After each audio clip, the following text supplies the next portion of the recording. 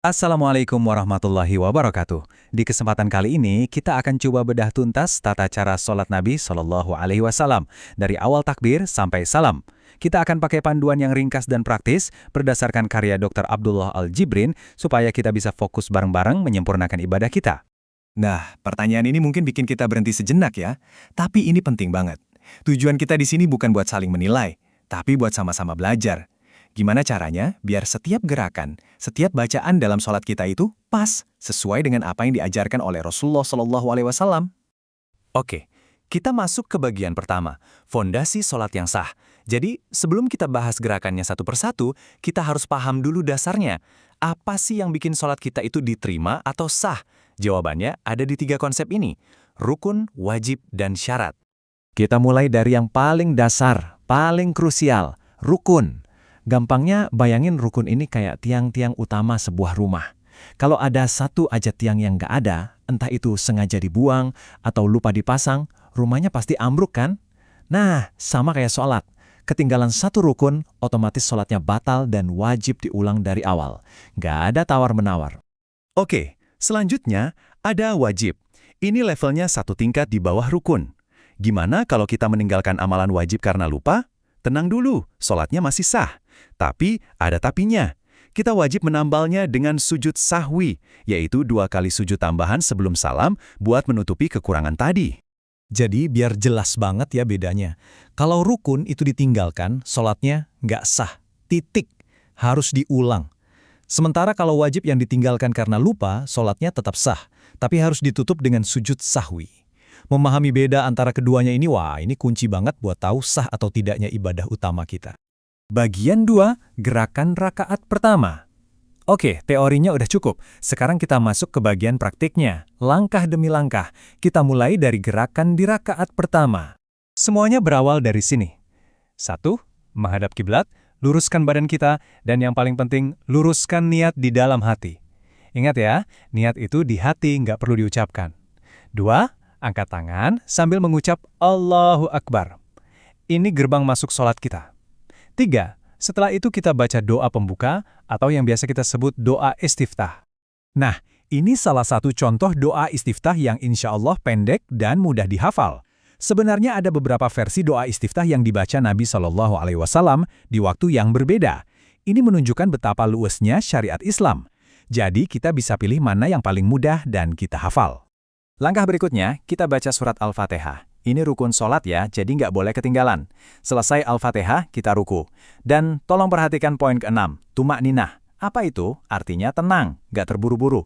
Pastikan setiap anggota tubuh kita diam sejenak di setiap posisi, baru pindah ke gerakan selanjutnya. Jangan kayak ayam matok ya. Waktu ruku, dengan punggung lurus, kita mengagungkan Allah dengan bacaan ini, minimal 3 kali. Coba deh, ini jadi momen buat kita benar-benar meresapi keagungan Allah Subhanahu wa Ta'ala. Setelah ruku, kita bangkit, namanya i'tidal. Sambil bangkit, kita ucapkan, Sami'allahu liman hamidah. Artinya Allah maha mendengar orang yang memujinya. Kuncinya di sini adalah, berdiri sampai benar-benar tegak lurus dulu. Jangan langsung turun buat sujud. Kasih jeda, nikmati posisinya. Nah, setelah posisi badan kita sempurna tegak, barulah kita baca pujian ini. Ini seolah-olah jawaban kita sebagai hamba, sebagai pengakuan kalau semua pujian itu ya cuma milik Allah. Dari berdiri, kita turun ke posisi yang paling istimewa, sujud. Ini adalah puncak ketundukan kita sebagai hamba. Dan pastikan, 7 anggota badan ini menempel sempurna di tempat sujud. Dahi yang nempel bareng hidung, kedua telapak tangan, kedua lutut, dan ujung-ujung jari dari kedua kaki. Di dalam posisi yang begitu dekat dengan Allah ini, kita mensucikannya dengan ucapan Subhana Rabbiyal A'la, Maha Suci Tuhanku yang Maha Tinggi, minimal 3 kali. Oh ya, Nabi juga bilang kalau sujud itu adalah waktu terbaik untuk berdoa, jadi manfaatkan momen ini untuk meminta apapun hajat kita. Oke, bagian 3, rokaat lanjutan dan tasyahud.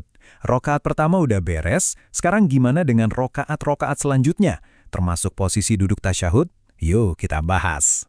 Pada dasarnya, rakaat kedua, ketiga, dan keempat itu gerakannya sama persis dengan rakaat pertama.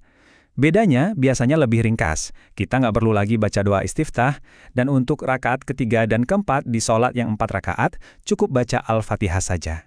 Nah, kalau sholat kita lebih dari 2 rakaat, kayak zuhur, asar, maghrib, atau isya, setelah sujud kedua di rakaat kedua, kita akan duduk.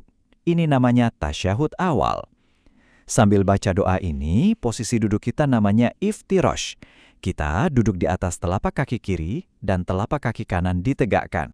Di duduk terakhir sebelum salam, kita membaca doa tasyahud yang sama persis, tapi ada lanjutannya. Kita sempurnakan dengan sholawat Ibrahimiyah. Ini adalah doa pujian dan permohonan keberkahan untuk Nabi Muhammad SAW dan juga Nabi Ibrahim alaihissalam. Sebelum kita mengakhiri salat dengan salam, ada satu amalan yang sangat-sangat ditekankan oleh Rasulullah SAW, yaitu kita memohon perlindungan kepada Allah dari 4 ujian terbesar, siksa neraka jahanam, siksa kubur, fitnah saat kita hidup dan setelah mati, dan terakhir fitnah dajjal. Ini penting banget, jangan sampai terlewat. Oke, kita masuk ke bagian terakhir, penutup, salam, dan dzikir. Kita akan lihat bagaimana cara menutup sholat dengan benar dan amalan apa yang dianjurkan setelahnya. Sholat kita ditutup dengan 2 kali salam.